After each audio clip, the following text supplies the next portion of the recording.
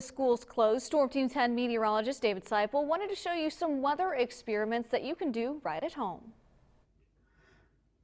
Hello and welcome to my weather laboratory, or I guess just my kitchen, but we're going to show you how to make a cloud in a jar today. Alright, so we'll have the ingredients here. We have very hot water. This is very hot. I had this in the microwave for about 2 minutes. Have some ice cubes, and I stole my wife's hairspray, so don't tell her that. But alright, so what we'll go ahead and do is we'll put the hot water in the jar first. We'll fill it up just to cover the surface area, and that's what I'm going to refer to, the very hot surface at the ground, if this was our atmosphere.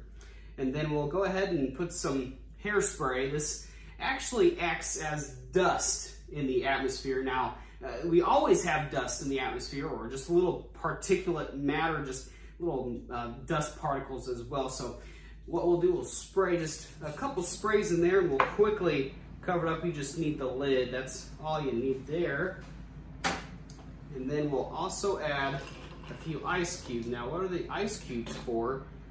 Well, as you go up in the atmosphere, we have much cooler air up here, in very warm air, very moist air at the surface. So when that rises, it gets cooler, and this is what we call it, condenses, or it turns into a gas. The liquid turns into a gas, it condensates. So it hits that cold layer and it turns into a vapor, and the hairspray, or the dust particles, it attracts all of the water molecules as well, and it forms a cloud. So we'll go ahead and let this sit for a couple minutes, and you'll really see the cloud here.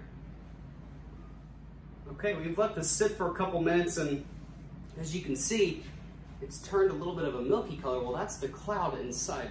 So we'll go ahead and take these ice cubes out, and once I lift this, you'll see the clouds come out of the jar. And that's how to make clouds in a jar. Now, coming up at 6, I'll show you how cold air and warm air interact with each other. It's pretty interesting.